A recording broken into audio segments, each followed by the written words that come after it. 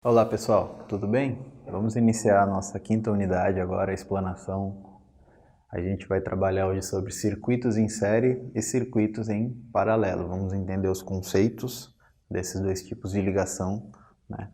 De circuitos elétricos e eletrônicos, e a gente vai entender o que acontece quando entra em curto, quando o circuito abre, tá? E como que a gente faz o cálculo e algumas particularidades desse tipo de circuito, tá bom?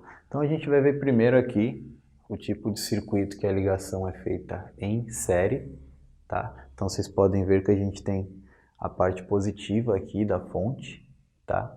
Ela está mandando aqui a tensão, né? A corrente está fluindo nesse sentido, o sentido convencional da corrente, do positivo para o negativo, e a gente tem três resistores aqui, perfeito?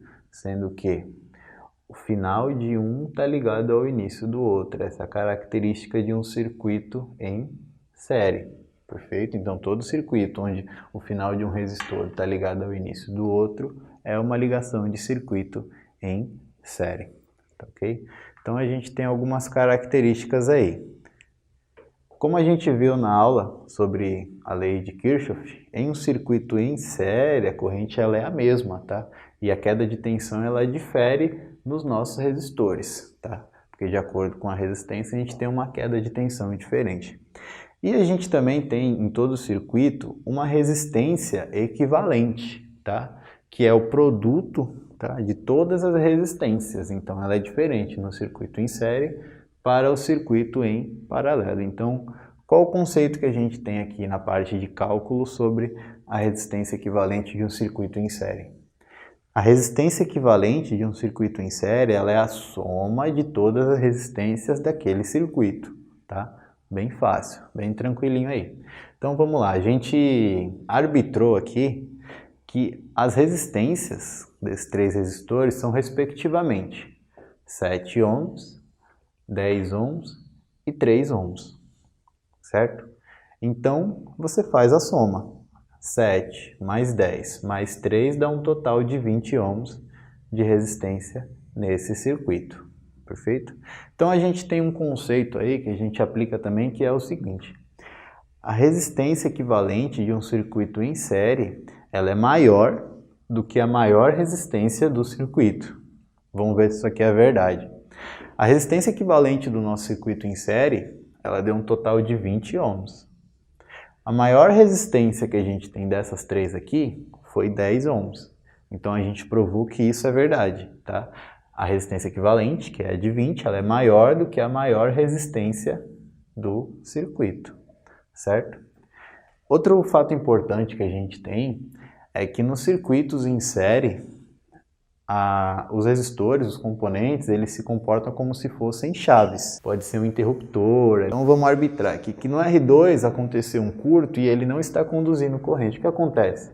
O circuito ele fica aberto. Se o circuito está aberto, a corrente ela não consegue passar do polo positivo para o polo negativo. Então a corrente ela para de conduzir. Então quando você tem um problema em um circuito em série, você tem a interrupção do fornecimento do fluxo de corrente, tá?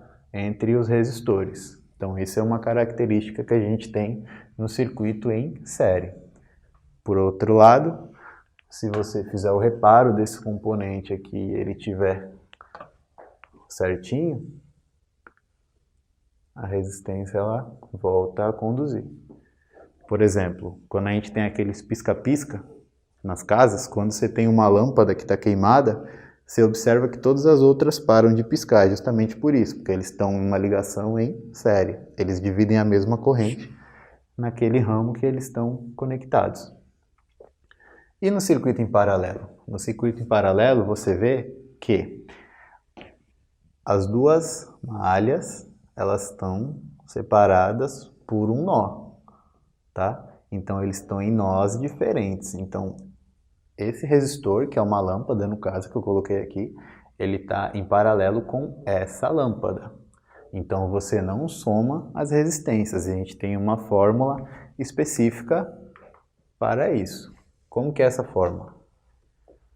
A resistência equivalente ela é igual a resistência da lâmpada 1, que é essa aqui, multiplicada pela resistência da lâmpada 2, dividido pela soma das duas resistências, certo? Então essa é a fórmula que a gente aplica para a gente encontrar a resistência equivalente de dois resistores em paralelo. Então a gente arbitrou aqui. A gente tem um resistor aqui de 2 ohms, tá? Na lâmpada 1 e um de 4 ohms na lâmpada 2. Então, se você tem o produto de um resistor pelo outro dividido pela soma dos resistores, a gente vai 2 vezes 4, 8, 2 mais 4, 6. Dividindo 8 por 6, a gente vai ter 1,33 ohms. Perfeito? Então, como a gente observou aqui que no circuito em série a gente soma as resistências, aqui no circuito em paralelo, a gente tem um conceito diferente. A resistência equivalente, ela vai ser menor do que a menor resistência do circuito. Vamos ver se isso é verdade. A gente tinha um resistor aqui de 2 ohms e aqui a gente tinha um resistor de 4 ohms. Perfeito? A gente achou uma resistência equivalente de 1,33, que é menor do que 2 ohms. Isso aqui prova para nós que realmente é verdade, tá? Na associação de resistores em paralelo, a resistência equivalente ela é menor do que a menor resistência do circuito, perfeito? A corrente também flui do positivo para o negativo, nesse sentido, só que tem uma particularidade aí. A gente viu que no circuito em série, quando uma carga, um resistor, né, uma lâmpada ou qualquer coisa para de funcionar, todo o circuito para de funcionar, ele corta. Se a gente tiver, por exemplo, aqui ó, um corte na L1, se a lâmpada 1 queimar, o que vai acontecer com a corrente? Ela vai continuar conduzindo pelo L2, tá? Então a gente tem uma particularidade aí no circuito em paralelo. Quando você perde um componente, quando ele queima, a corrente ela continua fluindo pelo outro resistor, pelo outro componente, tá? Por isso que nas ligações residenciais, nos circuitos de tomada, circuito de iluminação, a gente faz as ligações em paralelo da nossa casa, tá?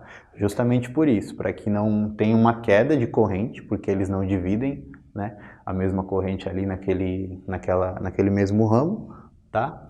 E se um componente ele queimar, né, se uma lâmpada ela queima, você não perde as outras, tá? Por isso que você consegue trocar uma lâmpada na sua casa e a outra ainda continua ligada. É justamente por isso. E a gente também pode ter ligações mistas, tá? Como é que é uma ligação mista? Se aqui no meu circuito em paralelo, aqui no L1, eu incluir aqui em série com o L1 um L3, o que eu tenho? Eu tenho uma ligação em série nesse ramo do circuito que está em paralelo com o L2. Como é que faz esse cálculo? L1 mais L3, nós vamos chamar de Lx. E a equivalente vai ser Lx vezes L2 sobre Lx mais L2. Vai ficar a resistência equivalente de L, que é do circuito de lâmpadas. Então, quando você tem um circuito misto, você faz ou os paralelos primeiro ou os circuitos sérios primeiro e depois faz a resultante. Perfeito? Então é isso que a gente tinha para falar, pessoal, de forma bem breve, para vocês entenderem os conceitos aqui, né, de circuito em série e circuito em paralelo. Continue fazendo os exercícios e estudando o conteúdo da apostila. E é isso, muito obrigado.